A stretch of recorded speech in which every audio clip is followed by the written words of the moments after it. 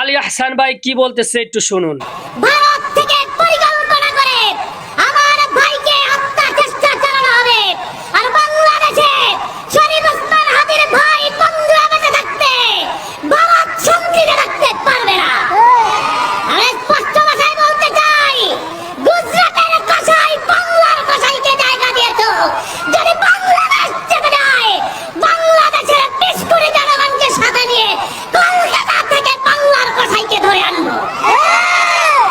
বাংলার জনগণ ভয় পায় না, বাংলার জনগণ হাসিনাকে দিল্লিতে পালিয়ে যেতে বাধ্য করেছে, যে জনগণ গুলির সামনে নিজেদের বুক পেতে দিয়েছে, সেই জনগণ যদি কলকাতার উদ্দেশ্যে মার্চ করে কোন শক্তি তাকে ঠেকাতে পারবে না।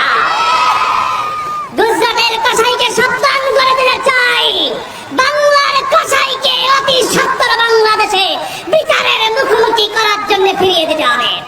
ধন্যবাদ আলী আহসান জুনায়েদ হাবিবি,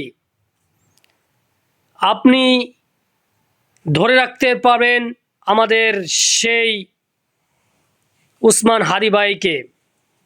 আপনি সাহসী, আপনি হয়ে উঠবেন উসমান হাদি ইনশাআল্লাহ।